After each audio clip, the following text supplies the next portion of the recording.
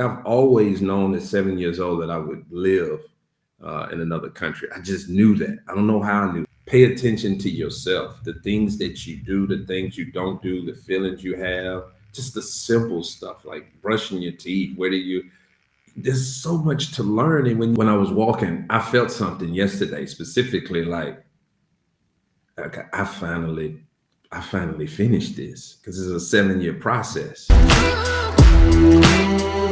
Over the course of my life and career, I've discovered the power of consciously investing in mindset and personal development. It has been a true game changer for me in my personal and professional life, and I'm extremely excited that you decided to join us today to take one step forward in your own life.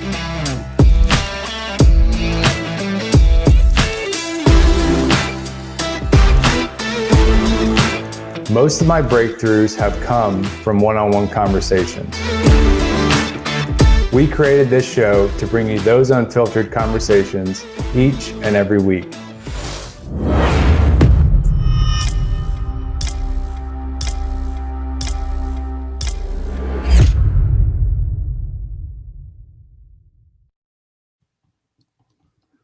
Good morning, good afternoon, good evening.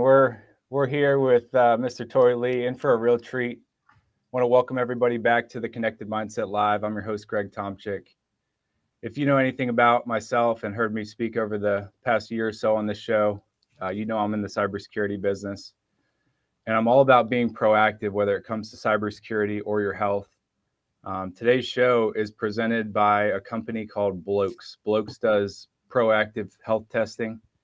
If you want to get a 20% discount off Blokes, you can go ahead and go to blokes.com/Greg20 and get 20% off. That's my gift to you for tuning into the show. We're in for a treat here. Mr. Torrey Lee coming to us from the Czech Republic. He'll tell you a little bit about where he's coming from. But you guys know how I like to start this show. In order to understand the person that's coming to us, we have to understand the roots. We have to understand the upbringing, some of the things that have brought him here. So, Torrey, if you could start us out by giving us a lens into the younger Torrey and how that led you to the person you are today. Okay, excellent. First off, what's up, Greg? Good morning. Good afternoon. That's a good question. And, that's why, when me and you initially, when we met in Costa Rica and we started talking, Greg, I don't know if y'all know this, he does this in his regular conversations. He asks questions. He just doesn't assume that he knows you or assume he knows what you're talking about.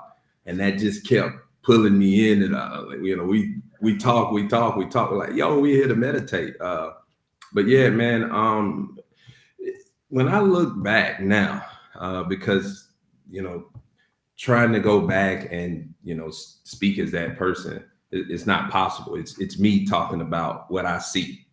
And me now, I guess compared in some type of binary comparison to the past, is quite similar.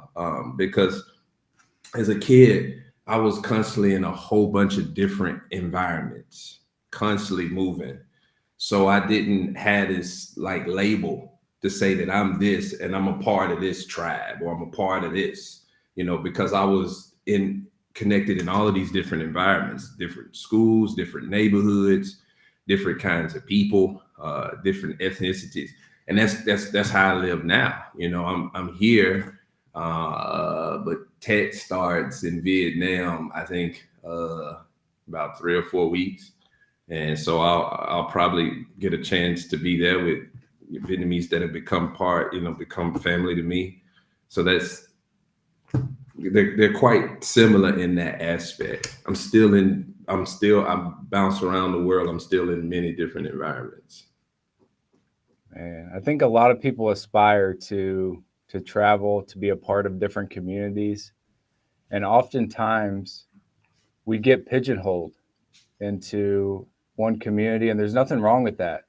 But how have you consciously come to that point of Torrey enjoys exposure to different, communities, cultures, ways of thinking, and then been able to recognize that and then do something about it? I don't think it was like a recognition for me. It's my being. This is what I've been doing. It's like a bird that flies, and one likes to fly high, of the same species. The other one likes to fly low, and it's like he doesn't. He flies, he lands. Why is it? When did I get that feeling that I wanted to fly high? He just flies high. This is just what this is, I think, the only with your first question is that I realized I've been doing this all my life. It was unconscious to answer your question. When I look back, I was like, whoa, my mother, she had me in, so I know she wasn't really conscious of what she was doing. That's one of them, I must write that off to one of them universe things, but she was exposing me to so much different. Like I would play with kids sometimes 6, 7 years older than me, like be like 18 and I'd be like 10, and like hang with these because they were her friends' kids. And so I'm in all these different environments like that, man, just naturally. The only recognition is I was like, yo, I was doing this at 5. Now it's just me choosing, to do it. I'm more a part of it, if you want to look at it like that. I'm choosing to do this as opposed to that it's always been my life. Where do you think that, do you have a moment that you map it back to? Obviously, you said your mom was big into exposing you before you knew how to expose yourself to those types of environments. But was there a time in your life that you had to make a critical kind of fork in the road decision on, stay here or fly a little bit higher and kind of be a little bit of the exception, to put yourself in the uncomfortable position? Yeah, well, yeah, and it was uncomfortable. In 2017, pretty much when I left the States, I was divorced, and the girls, there were women, so that's totally different for some families when the children, turn into women and men, and I don't know. It just, again, it kind of happened. Like I've always known at 7 years old that I would live in another country. I just knew that. I don't know how I knew that. And I was just 2000. I was just traveling around the world. It wasn't one of those things where I was like, okay, I'm not gonna let this divorce beat me. This has been like, it just happened. And so going back and forth to Rio de Janeiro, as they would call it, I ended up living there. And that started it, that started it. And I'm going to tell you something, like when I initially left, and this was a person that was moving around the United States. Like I said, I've always been moving. I was in Thailand, and the DJ played Danger Zone, Whitney Houston's Love Will Save the Day. And I was just like I felt like I was the only person in that club. And she was talking directly because it was my situation 100%. I was like, yo, I'm out here now. There's no going back to, I can't. Okay. And they played that song, and I just, coming from divorce and other different things.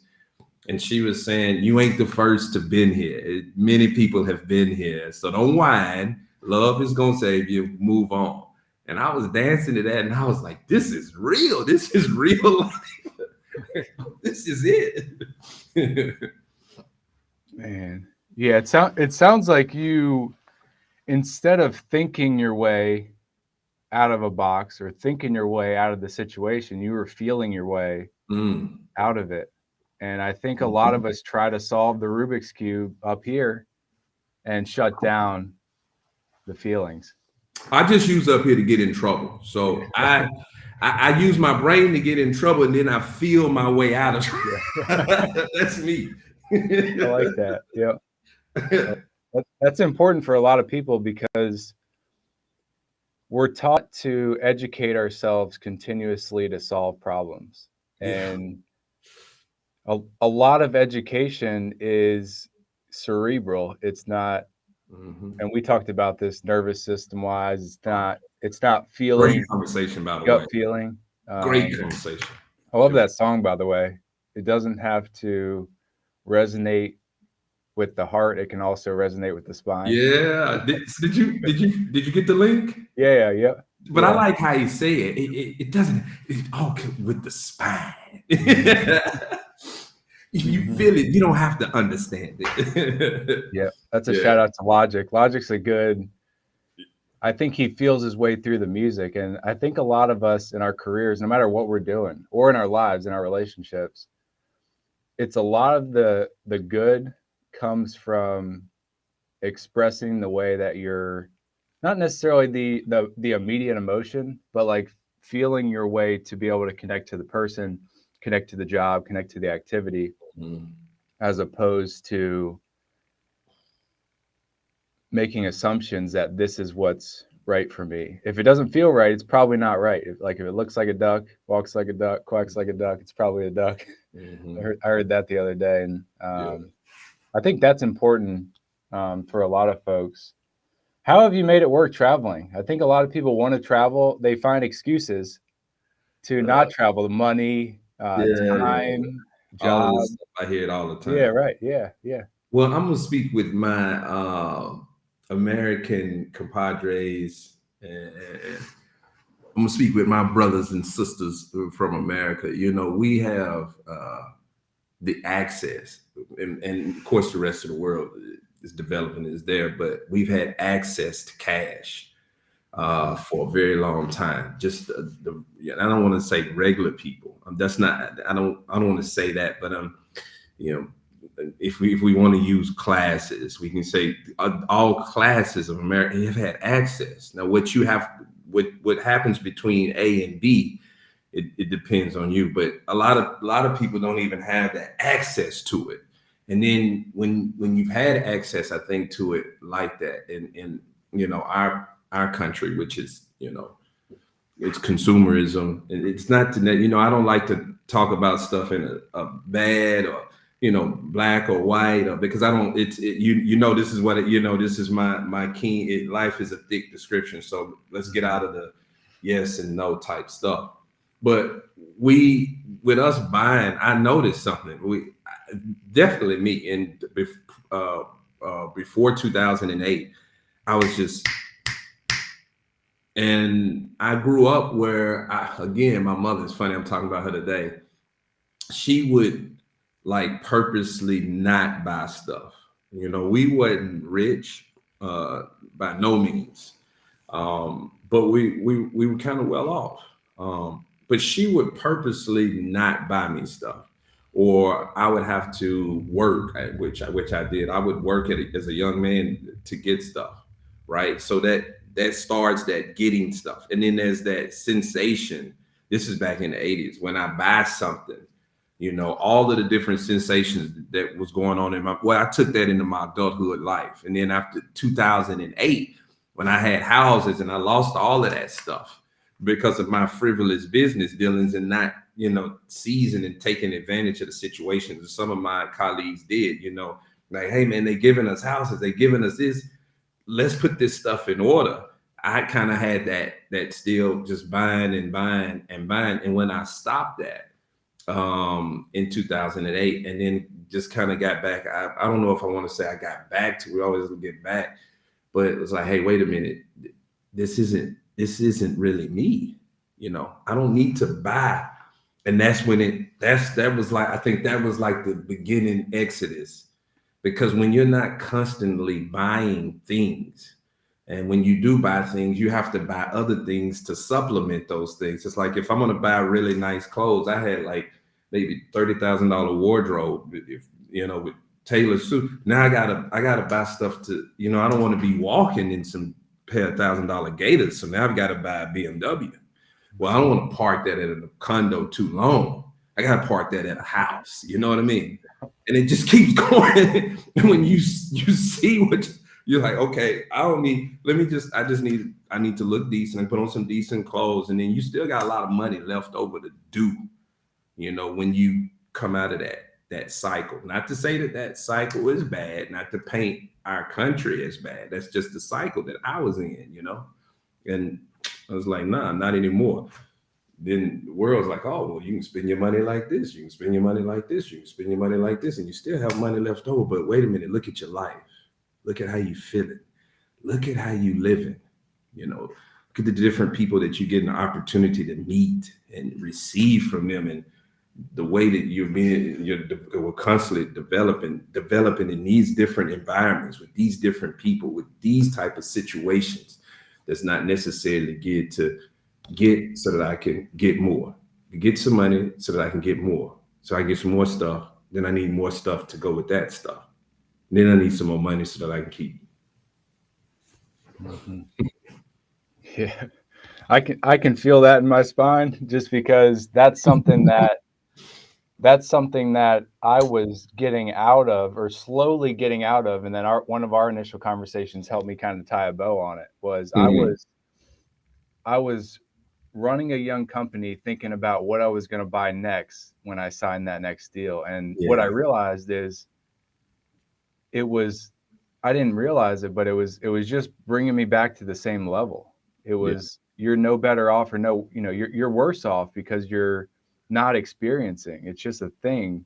Mm-hmm. And I think a lot of us think that, but actually putting it into practice and feeling it, it's freeing. It's because you're spending your money on experiences. Obviously, we need the essentials. We need food. We need clothes. Yeah, of course. Yeah. We need a good roof over our head, things of that nature. But when you're plugging what you feel as a constant deficiency with consuming, it's just a spiral to no good land, in my opinion. And that was one of the areas that I just started to look at people around me, like in my work job, like in my personal life.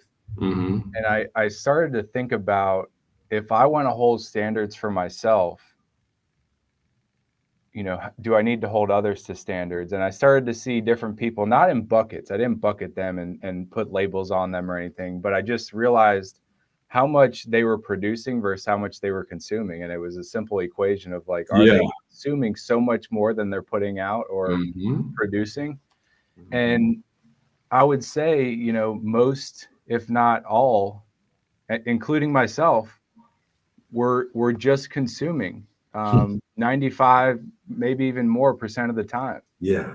And it's so, the chemical of producing is so much in your body, is so much greater than when you consume. And but if you're constantly consuming, it numbs the production chemicals, in my opinion. Yeah. So that was a breakthrough. Yeah. Mm-hmm. I definitely agree with you on that. Yesterday when I was walking in Newtown, and this book that it's come out on paperback, that I released the ebook in 2022 in October.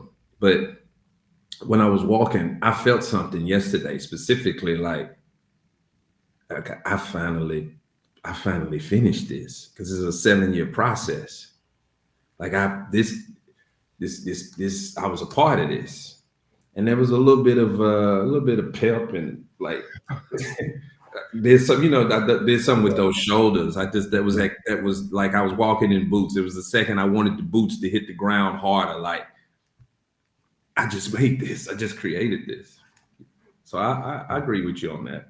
Yeah. You mean it wasn't overnight success? It didn't happen overnight? It's 7 years. It was a 7-year process for one book. Yeah. One.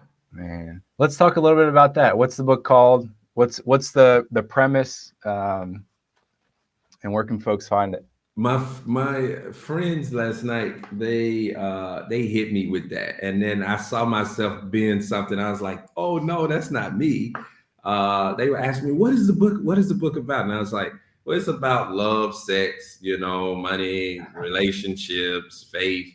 Oh yeah, but can you give us? We're trying to come up with an ad. Can you tell people why they should buy this book? And I was like, well, actually, I can't do that. If you look at the title, If anything inside of the book, which is throw this book in the trash, is remotely close, to the title, then me telling you to buy something that's telling you to throw it in the trash, that's a conflict. So they were pushing me last night. Well, tell us what's it about. I just said it. I can't tell you anymore. That's not a marketing thing. It's a short book. So I haven't, at least me, this is my first book. I haven't been able to successfully not talk about it without telling you what the book is, because it's just the dynamics of it. So I say those words. It's about those things, but then again, maybe not. How about that? Yeah, it's when you first told me that, I was, it makes you scratch your head. It's a head scratcher. Yeah, but yeah.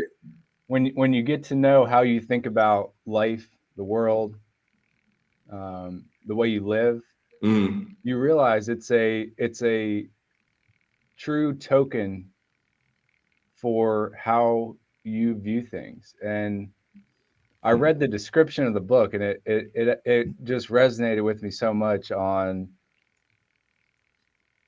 so much about how you reflected. And we'll talk a little bit about how the book came to you, why you decided to even write a book, in the first place, instead of just keeping it within yourself. Yeah.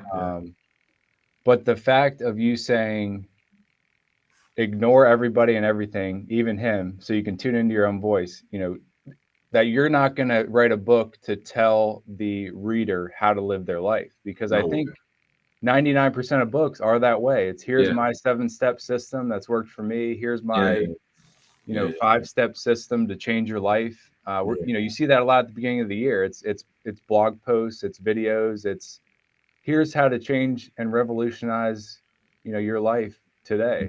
And a lot of times it's a instant boost. It's like, oh, this is the 7-step system I'm going to go follow, and I'm going to do it right. But what that's doing is stuffing down that gut feeling of here's what I actually need to do. And it's that brain fighting the feeling. And most of the time the brain's going to work or it's going to win, because that's how you're taking action each day. Yeah. Well, I mean, this wasn't like let me answer your original question. So you can get the ebook everywhere right now. So not just Amazon, all of your ebook sites.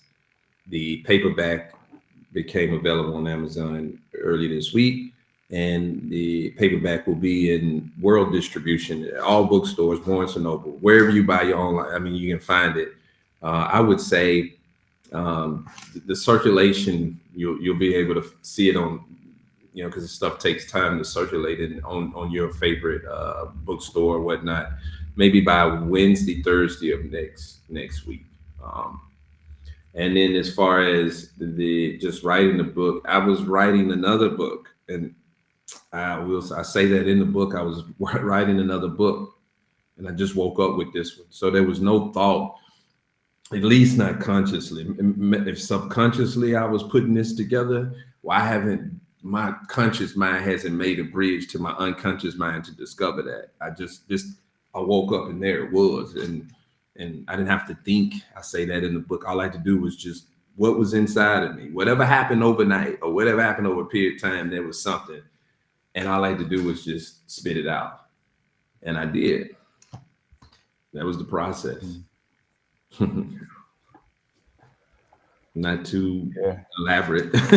Let's before we dive into some of the topics and that I want to hit on today, just because I think the audience really wants to hear your perspective on it, because some of the things that I enjoyed through our conversations. I want to talk a little bit about thick description, because that's one of the things that really resonated with me and hit me on a deep level, because I always, one of the things I always try to do, and only recently I started to really allow the feelings to allow me to make sense of the world, and judge things based off of how somebody or something made me feel, and then using that to make decisions and thinking through that. What is a thick description to you, and how do you use that to make sense of the world around you that's constantly evolving? First of all, shouts out to Professor Verbuck here in University of Kalova, anthropology professor that I ain't gonna use the cliche changed my life, but it was just that course again where not only was I really learning a lot of stuff, some of the stuff I had come across, but I saw myself. It's kind of what we started up talking about. It's like I saw myself like 40 years ago. And I'm looking at this scientific information. I was like, but this is what I've been doing. I didn't even know it. He's an awesome professor. He pushes us. And that's where I came up with the concept of thick description, which is definitely I think it's for me to have evolved to that coming from the southern part of the United States, coming from Nashville, Tennessee. I'm a Nashville, Tennessee boy when Nashville was country and when it was really good old living. And something that is kind of stereotypical about the South, at least back then, was like a narrow-mindedness. But it was like not seen it as a negative way. It was like we prided ourselves on that. Like, this is what I am, and this is what I'm gonna be, and this is what we're about, and that's that. You understand? And all of that other stuff, that conjunction stuff, it's either black or white. It's either wrong or correct. It's either yes or no. That's and I think me coming up, I always kind of naturally, again, I wasn't choosing. So I mean, a lot of times we look back, we like this, like that's the you person now saying that. But back then, that's again, unconsciously, I was always naturally scratching for more. Always with neighbors, I'm always asking. Again, that's why me and you connect. I'm always asking questions. And that's what the thick description is. You know, life isn't it isn't, you know, right and wrong. I can show you one idea about something and then we get 10 different premises or even more ideas from that, and then we can get more premises, right, and ideas from those premises and ideas. And that's what life is. And you remember I was telling you, like, that's work. So it's easier to have just a couple of buckets, and then I stand on those couple of buckets as my platform, or the people in my life, I put them in these 2, 3 buckets.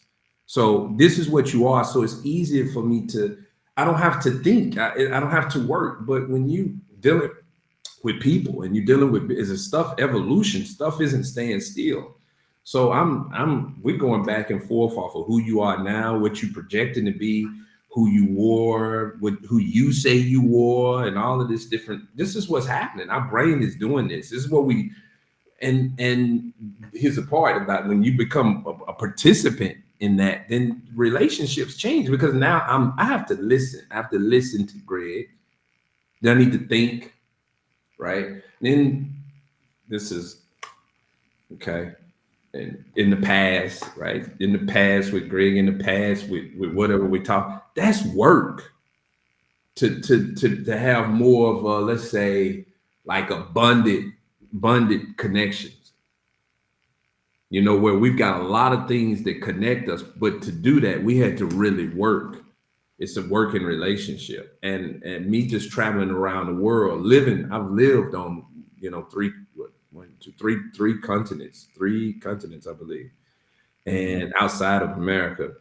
And various different cultures is different, where, you know, and there's a lot of factors in the thick description, a lot of factors why things are the way they are. It's not just things are like this just because of that.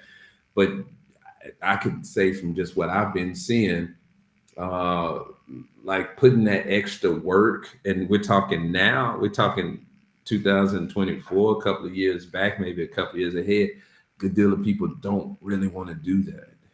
You know, just I'll do enough, you know. And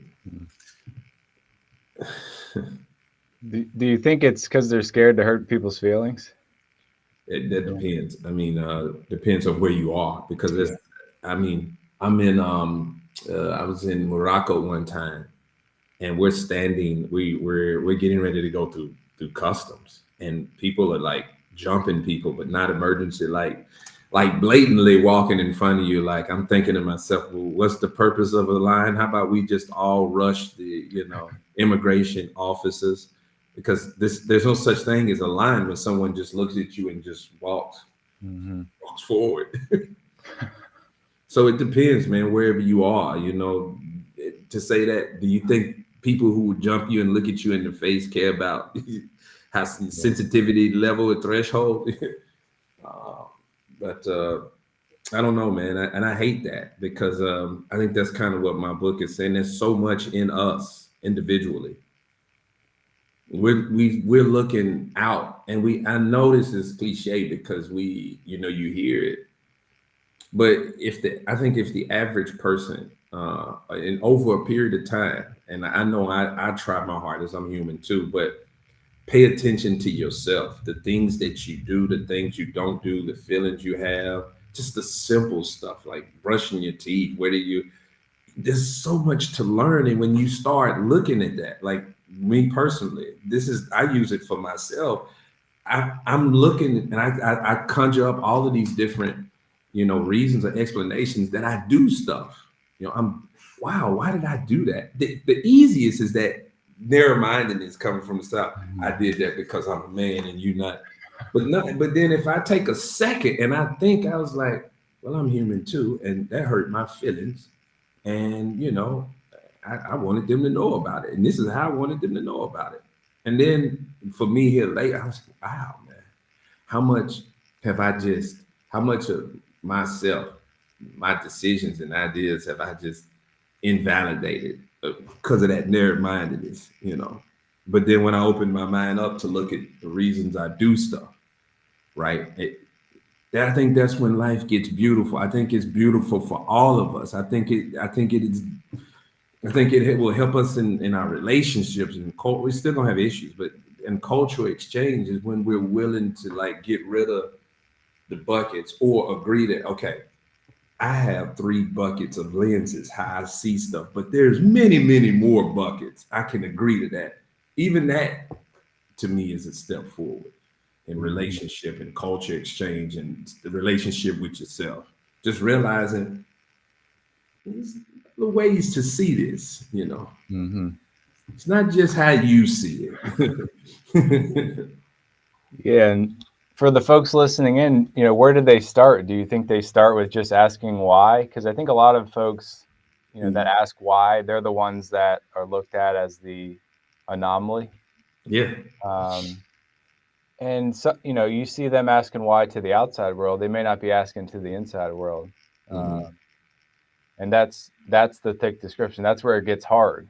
Yeah. Because you might not have an answer. You might not. Yeah. But you have the question, and that's in my book actually. I had to say this whole thing. If this information technology world, it supplements us, man. But the reality is that's the best part about life is that we don't have answers. Could you imagine a real robotic? I mean, we're trying to really robotize life now.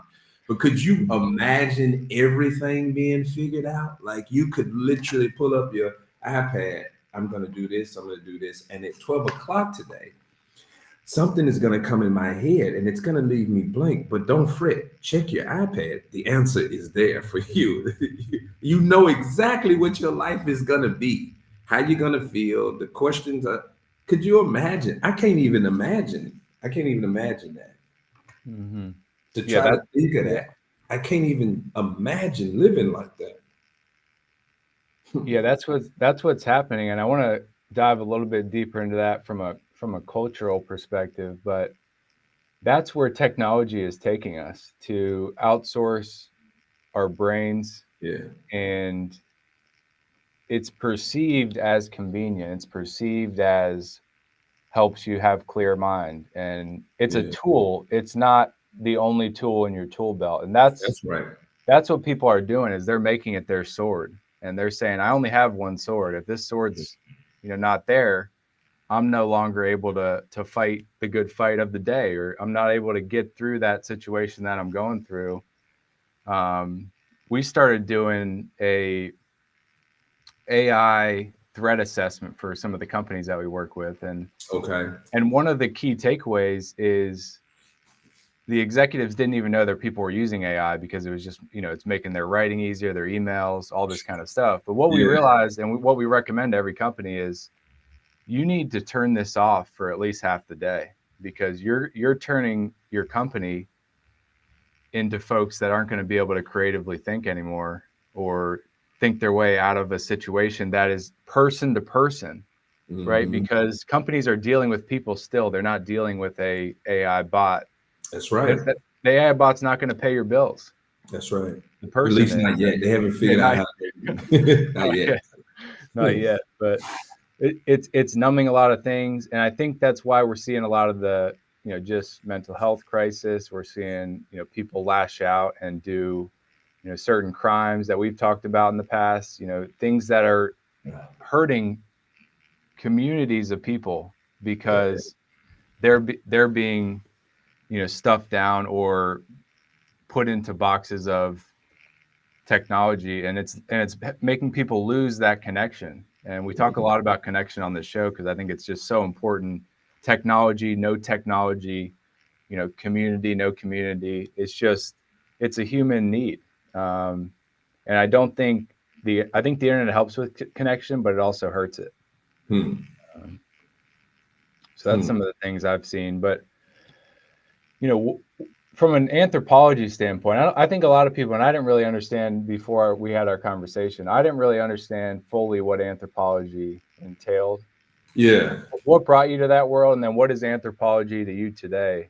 I mean, again, it's who I can. That's like the one thing that I can say. I won't even take it as a title. I would say it's like the one thing that is like a really good description of my life. Um, and being here at the university with my professors, definitely Professor Berber. The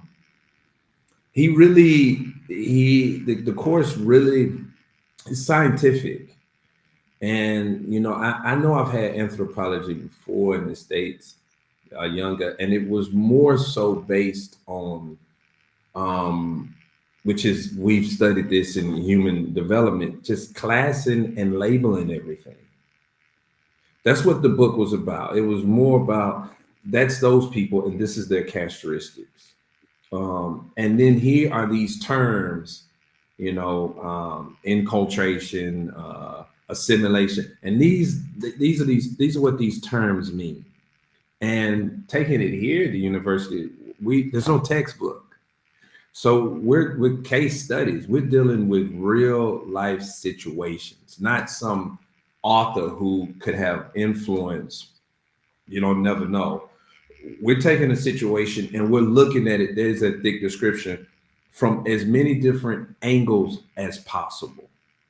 And then what we're getting, here's the part that just for me, we're coming up with kind of definitive ideas, but we're not saying that that's concrete, you know? And that's what I loved about I picked that up immediately in all of the other classes, how soft and how much they approach, stay away from saying that something is or something is for certain.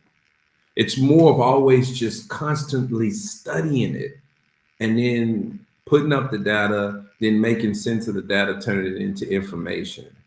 And that's why I feel like we should have anthropologists, tried and tested, way more into our involved, not just probably from a consumer or from a literary standpoint. These people need to be involved with government, definitely businesses, not just for profit, but when I say these people, those people under that, because you still have anthropologists that I have my PhD, so I'm going to write a book, and it's what I say it is in this book, right? And that's just what my research taught me. This is what the research that I've says I can say this, okay? But when you have a group of people who are constantly probing, and then it's like because that's what you talk about a field. That's why I think life is a vibration. And we got all these different vibrations with people, doing certain things, but doing certain things relative to where we are now. You see what I'm saying? Because again, when you start doing that binary, if we do a binary comparison, which you really can't, then you take face. Well, we haven't had any world wars in a long time, and that last one took almost 100 million people. So it's very easy for someone to do that, even with what's happening today, and say, well, we're getting better, right? As opposed to, okay, we'll look at historical stuff, but we fixing to sit down and we finna just record. We're not gonna be pressed to make this political or religious. Let's just, because I said that about the shooting we had here, which was just, it just doesn't, that's never happened here. And it's like, before we go through all of the regular stuff, I wish we could get some scientists. Like, I started asking questions like, okay, this kid, did he have friends? Let's talk to them.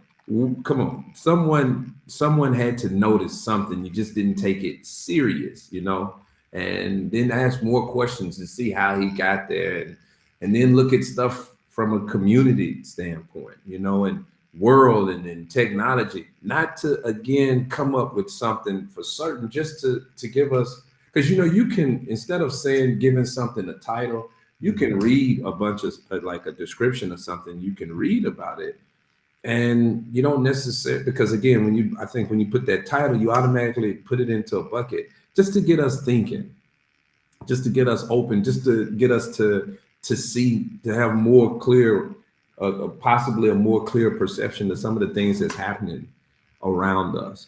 But relative to now, though, where we are now and where we keep projecting ourselves going, that's why you need them, because it's, as we say, stuff is constantly, we don't stop. Humans, that's why I say time is very so much linear. And I know my colleagues here at the university, past colleagues, Einstein and them but I don't, I'm sorry. Just, I think everybody accept that without little think. It's linear because we can't stop it.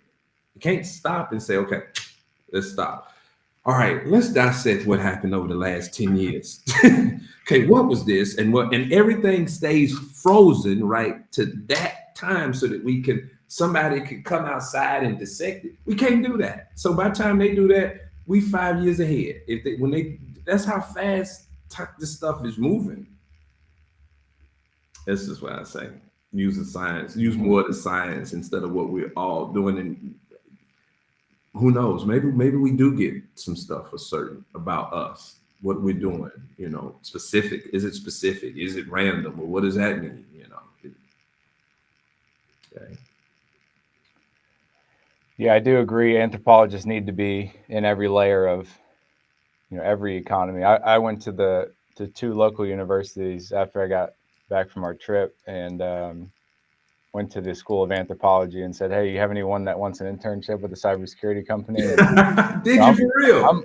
That's who I'm going to hire in the future. I'm going to hire anthropologists, because a lot of cybersecurity, a lot of technology is around understanding how people think about it currently, and how they're going to think about it, where it's headed, the cultural aspects. And that's why people take proactive action towards something that they don't understand. It's like your health. You don't understand that you may be unhealthy in the future, but you know that you may need to do things now to get you there, because the past has told us that if you do unhealthy things, that's going to add up to unhealthy. It's that math equation that we all try to label what we're doing in life too. It's like, do this and get this result. And that's how a lot of us think. That's how we're trained to think in education. It's A plus B equals C. Equals C. And that was the opposite of Kalova. That was everything. So like when we be in class, and when you don't have that, you're not learning in that. Of course, I've also had the opportunity to participate in other school systems across the world too. And it changes with culture, but it's definitely here in Europe. When you don't have that, where you're trying to work inside of a box, right? Of some type of scholasticism. You're trying to stay inside of these. Then you're open. The teacher would be like, this is like maybe the third or fourth. Hey guys, so I'm reading some of your stuff. Like, why are you guys not adding anything? Is it because he's getting your mind out of here's the answer. Let me find the right question and then I'm done. It's like, well, you look at that and you don't have anything to say to that, or you can't find anything. You can't say something and then find, some type of evidence based to back up what you're saying. And that, that type of freedom, that's a whole different, perspective with individuals. It's a whole different perspective with a society, because I call it free thinking. You teaching them, hey, you have, again, this circumvents back to what I said earlier, which definitely runs parallel with the book. No. You have something to offer too. Okay, we know what Ernest Martin, we know what Kafka and Einstein and all of those Nietzsche said, but what do you have to say? You see? Okay, I mean, so develop that. And that if anything, that irritates me in this world. I think the world is it's not just to pick with one country or something. The push to just really see what's inside you and regurgitate that to the world. I think the term I used in the book is jolly come lately. I remember when I first heard that term, I knew that he was talking about me. And I knew you talking about feeling, I felt what, because I had that narrow mind, and he was saying, well, no. This guy he's well off. He made money on Wall Street. He was like, no, but you can do this. And I was like, no. There are limitations. And this, and I can stay here. And he was just like, all right, whatever. Let me have another drink. Hey, listen, you have a nice day. It's not just, your way. You do have some, create something, because what I just heard, that sounded like 100 things prior to that. Come pull something out, because right now you sound like the next person I talked to, and that stuck with me. It stuck with me, that jolly come lately, and I use that like internally. I don't call anybody that. I'm one of those people. I don't attack people online. I don't hardly if ever say anything, respond to any poster. It's just this getting back and forth. I choose to do that with people. I don't want to, but yeah, like looking at these posts when I do for the little time I'm on, like this, I saw this 50 posts before this. I'm looking at like a lot of stuff you're doing. That's anthropology. You're in indexicality. You're indexing the way you speak. That's choice. The clothes you got on, the grammar, all of that stuff is indexicality. You're choosing that. And so now now that I know that from anthropology, so now I'm even more hard. Like this is jolly come lately. Everything about you, and this is what the last 20 people before you, everybody's saying the same. You sound alike, you dress alike, you walk alike, you're laughing at the same jokes at the same time, and the same tone is a part of indexing. That's all anthropology. I didn't know that. We learning that, like, whoa, people, you have so much choice in the presentation of yourself. It's not, well, this is where I'm from, or I'm this, or I'm an American, or I'm Vietnamese, or I'm South African. No. You're choosing to speak, you're choosing to be like that. So if the science is, we've got a good deal of science telling us we choose so much about us, then why don't we focus? I think that's what the book is. Why don't we focus on putting, what's outside of us, putting it on the inside, on the outside. Since we choosing everything, that definitely falls in line with everything about a person is unique and specific. So why would you want to duplicate, get in the line and like put the costume on and learn the script and learn how to talk and learn how to act with everybody else, when you have something that the world will never ever see again? Before you, after you, fingerprints. It's unique. That helps you. No one else has that ever will. At least at least not yet. I don't know. Maybe there's a case where somebody had the same fingerprint, but you're unique. So like, put that out there. And yeah, it's probably uncomfortable because you got gobs of these groups with a whole bunch of people, and then these whole bunch of groups have influence. That's the world we in, you know. That doesn't mean okay, go join the team. And it also don't mean, you know, don't join the team, but definitely there's something very specific in every human being. That's what I'm 100% with that. And whether that you could get to it and share that with the world, now that's a whole nother other thing. Mm-hmm. Yeah, it's very easy to champion something that's already been validated, but because you feel like you're always winning, because people are like, oh yeah, I've heard that before. That sounds right. Yeah. But if you think about what that person who initially had to bring that idea, that concept out, they probably got rejected by 9 out of 10 people, and then somebody said that sounds right, and then people did the same exact thing. They just kept championing it because it was validated by that one person.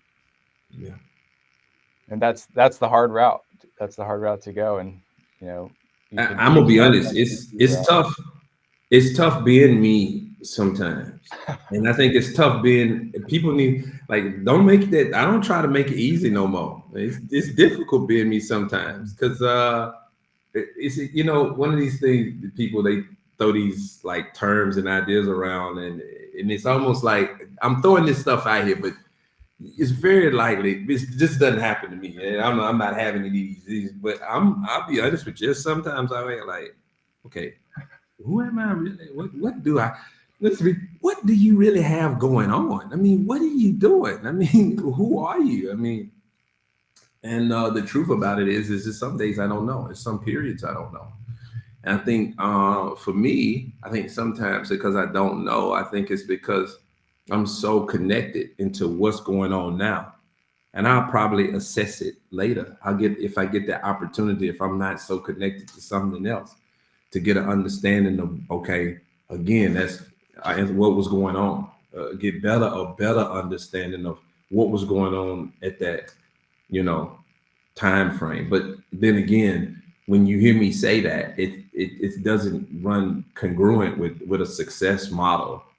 You know, it's like, well, you said something. You remember we was talking about this on the mountain. I was like, business is what you can duplicate, repeat, and has a high probability of success. And that's for business. I use that model. I don't know if I heard it from someone or if something I kind of put together myself, you know. Maybe after we didn't even get into email, but maybe it kind of birthed from reading the book Email. Mm-hmm. But then what happens is that's cool for business, man. But because business is a thing. But then we try to take that. I think when I say some people take that, at least what I've been seeing, a lot of books, a lot of stuff, and they apply that same type of mindset. It's the same thing you're talking about, that solution and problem to us. And it's like we put like a whole bunch of different paint in a bottle and twist the bottle and shake it up. Those are human beings. So something that elusive, how can you try to take that and then put it in a system and it all mesh out? I think that's the beautiful part about life is that life, when you shake it up, which we're all shaking up, it's not so beautiful. It doesn't come out in this well picture with defined lines that we can specifically say, I know what that is. Because I think for the most part of life, we're just observing and experiencing, as opposed to Steve's brothers of the other Nietzsche, which is trying to, again, conceptualize everything, trying to say that this is this, you know, this is what this is. And I know that for certain, and that's who they are, as opposed to just standing back and just constantly paying attention. And that's kind of where I've evolved to in life. So I go to places when I'm in places, and I'll get into that. My study of places, it's like I throw myself into the situation, the environment. It takes a while. There's no routine for it. I don't have what I do. I just look up and then all of a sudden I'm indexing, as I said, the environment. I'm doing that and I feel comfortable with doing that because for me, that's the closest that I feel that I can get to really get an understanding of the environment that I'm in. I try to speak like them. Maybe I even end up walking like them. I'm eating the same food. And before it's not like them, I look up and I am them. And that then you really get an understanding of people. And I think that doing that is definitely taking me out of my southern, you're in this box and they're in this box. I'm gonna tell you something that really shocked me. I have more understanding for our country now. It's funny when you start trying to understand everybody else. I think, at least for me, I can't say this for certain. I'm starting to get more understanding of myself and my own country. Like I see my country totally different now than I did a year ago, living outside of the world. I see it totally different. And again, as we were talking about, I see my past. It's like totally different. Like, whoa. I was telling you this on the mountain, like, man, we really had it made. This was good. We had some great times, man. So how did I get in that line of looking back and like, oh my God, you had a messed up childhood, you was broken? I was like, no, I wasn't. I was having the best time of my life in Nashville, Tennessee. It had to come to an end. I couldn't have took. I mean, it was doing everything. Let us do whatever we wanted to do. We were terrible kids, man. We were terrible.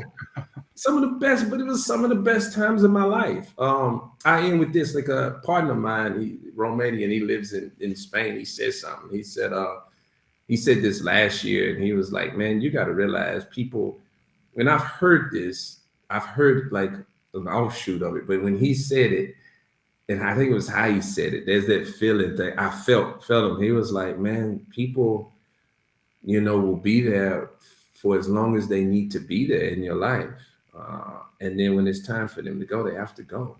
It doesn't matter their titles or stuff like that. It's just everybody is it's not meant for everybody to, and you're not meant to stay. Of course, I heard that, but when he said it, something really clicked. Like, wow, man. Like, he was basically saying, let people go when it's their time to go. Yeah. Yeah. I think it's the chase. I think we enjoy the chase, but a lot of people say I'm chasing a dream.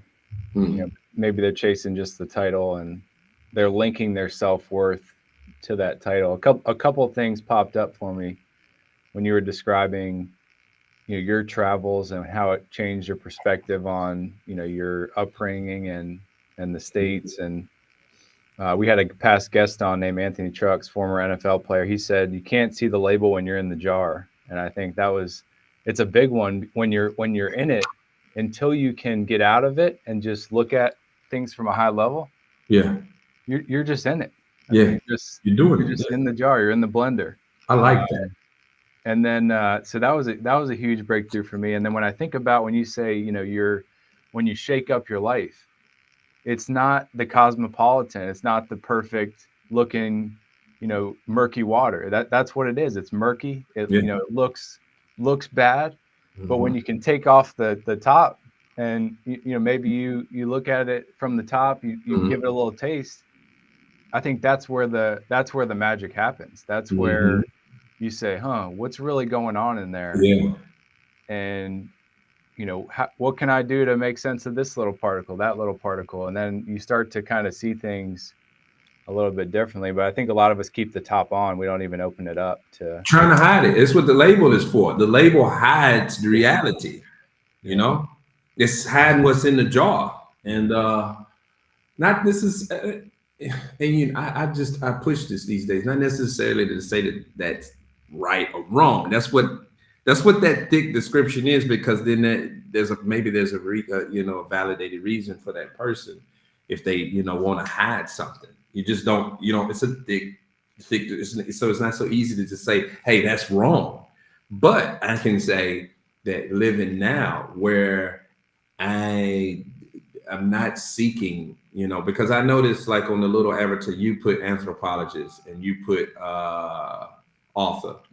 And I won't call myself an author because not necessarily because I finished or because I'm working on the second book, but I think it's like, I think that is hidden in my book, you know, calling yourself certain things. And I'm calling myself this when actuality, I might actually be something else. I'm giving you a little bit like I've written 20 books, but I'm not an author. Can you explain that? That's something like that is a snippet, and there's some like a situation behind it, which how that book came. It just, again, I didn't put any thought to it. A lot of the ideas actually they have situations behind them, not theoretically a hypothetical type stuff. This is stuff that I've seen, you know, and been through, like, you know. So yeah, and I hate to sound hippie-ish because but they are on to something.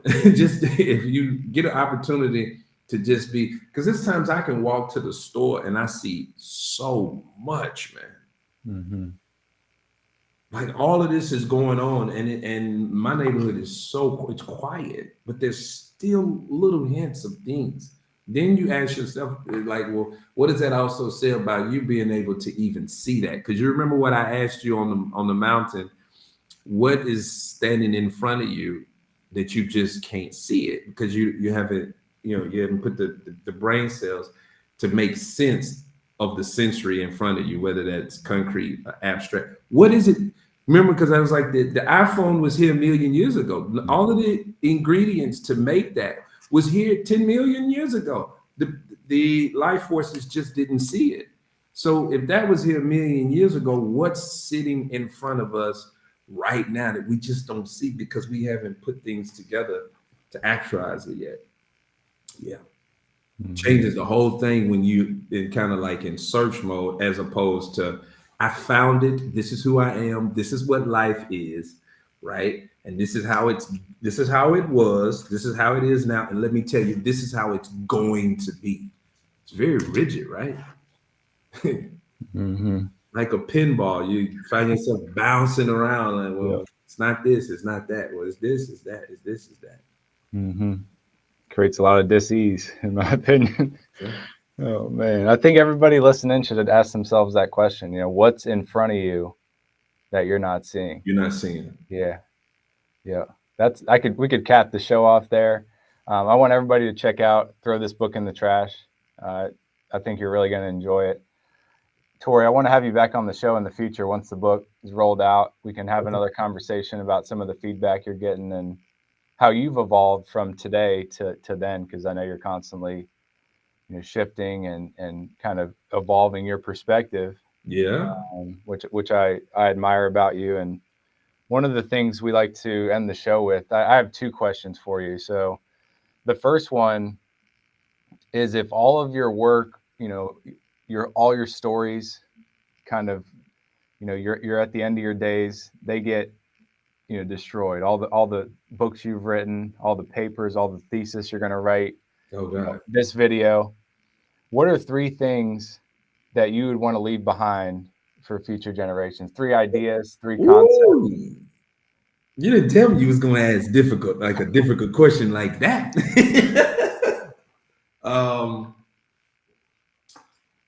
You said if everything got destroyed, can I pick what I don't want to get destroyed? Yeah, 3 things. Okay. Yeah. That's interesting.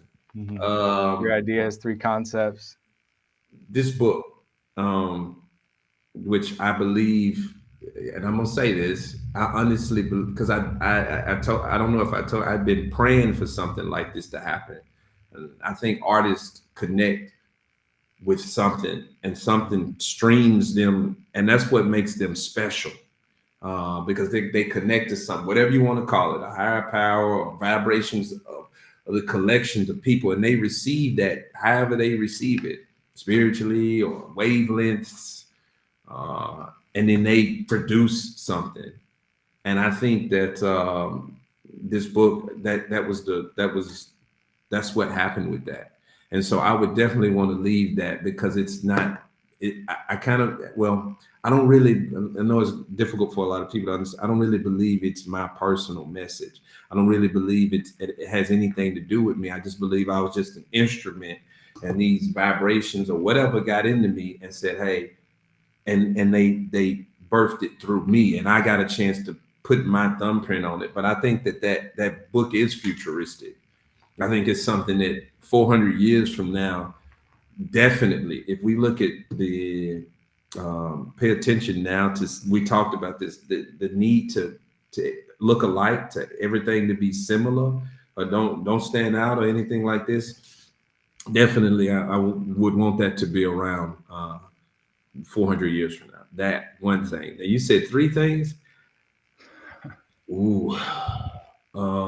It could be a thing, it could be an idea, it could be a concept, just to impart on people that you feel they need to, go on, proceed past Torrey Lee's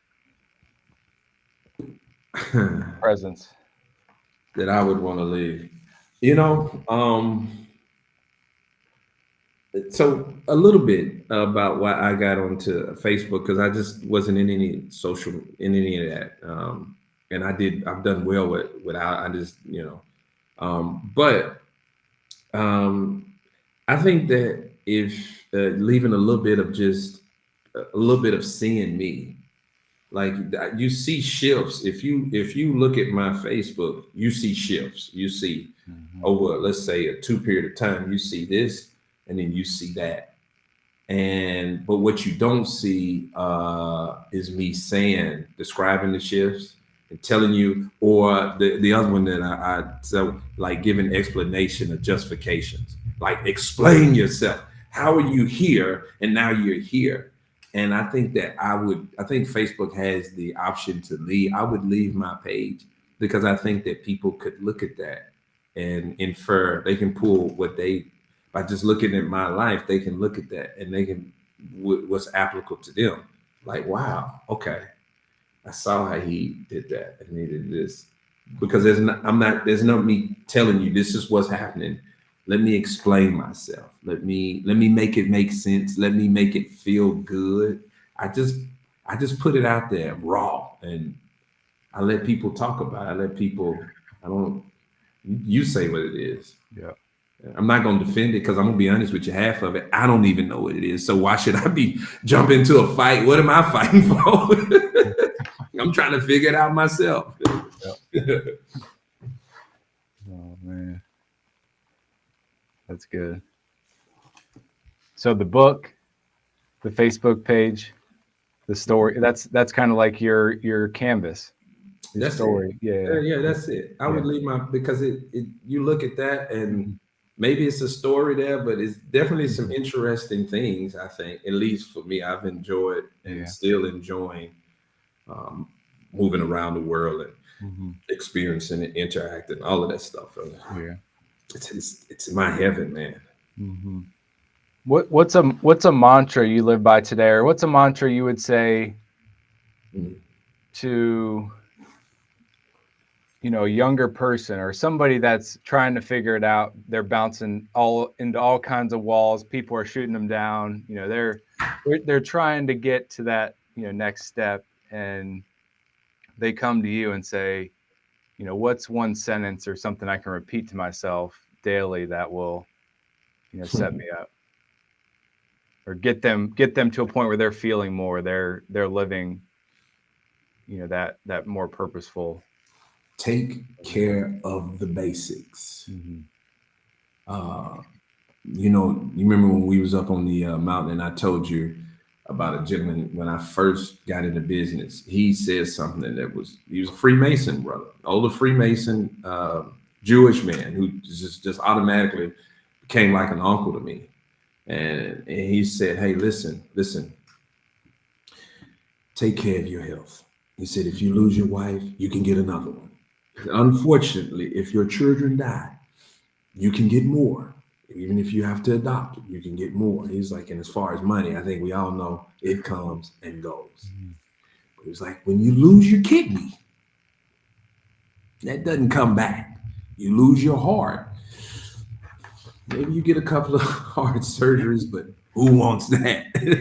But once that health starts going, even with all of the technology, and it's gone.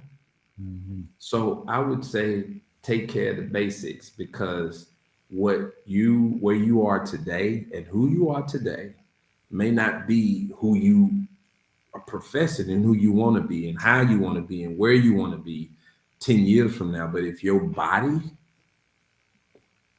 then it can be in so many things, game over. So just the basics: eating, sleeping, all of those things first, and the rest of this stuff. I always say keep living, uh, stay open, cry, laugh, do all of the things that that you do and want to do and don't want to do, and some stuff will make sense. And the other part about life, I don't think everything is going to make sense. We have to accept that some stuff the next generation will figure out or won't figure out, and we'll find out was never important anyway. Yeah. Yeah. See how simple that is. It's funny. All these books I've read in philosophy and all these years, I say stuff like that. Just eat your food and go to sleep. Pay the IRS. That is another one. You can listen. You can in Americans, listen. We know I don't have to pay you, but you gotta pay them. Simple stuff like that. Mm-hmm. Yeah. Your life is looking quite good. I love that. Thank you, Greg, man. Yeah. Thank you for really having me. Yeah. One final thing we like to ask folks that join us, because we're all about connectivity and connection, not technology connectivity, but connecting to people, ideas, just like we've discussed today. You know, what does connection mean to Torrey today in any capacity? Yeah. Well, being that I've been part of it on the hippie circuit through Southeast Asia. I mean, you hear we're all connected. But I would say with anthropology is specifically, that's different. There goes, we're going back to working. See how you are connected with yourself, with your surrounding, with the people that you surround yourself, family, friends, colleagues, associates. See the kinds of connections. Pay attention to those connections. See how people work within those connections. We know we're all connected now. Hell, if we didn't believe that spiritually, all you have to do is turn your phone on. You're connected. We're connected, guaranteed. But how? How? And how does those connections, how do they work through you and people's interactions with your community? How? Again, I think that's what for me is beautiful. That's what is interesting. Yeah, that's a good summary for this discussion. Just asking how. I think that's where it all starts. Torrey, I want to acknowledge you. I'm grateful to know what you're bringing into the world, who you are, who you're evolving to. It's just incredible to see, and you don't come across, folks that represent that very frequently. And I'm just glad to know you, glad to be connected, and glad to share this with the world. I want to do this again really soon. I want everybody to check out Throw This Book in the Trash. It's something that I'm looking forward to reading, checking out, watching it spread to each individual that it touches. And I think they're going to each walk away with a better understanding of themselves, not necessarily just, what the author wanted to impart on them. And I think that's where content meets someone's passion and where magic happens, that intersection. So I just want to thank you for that. And definitely looking forward to continuing the conversation. Yeah, man. Thank you for having me on the show. And Hey everybody, the other reason I came is because Greg is just such a nice gentleman. He always says nice things. So when he says things like that, you can't tell him no. Like, okay, I'm gonna do your show. I'm not really in the shows, but I'm gonna do your show because he says just nice. Greg is the type of guy that if you're not feeling good about yourself beforehand, after you leave, you'll be like, I guess I am somebody then. Yeah. I'm just the mirror, my friend. So I appreciate you. Thank you, man. We'll see Torrey back on soon. Thanks so much, everyone, for joining. Okay. And have a great Friday ahead. Yeah, man. Cheers. Speak to you soon.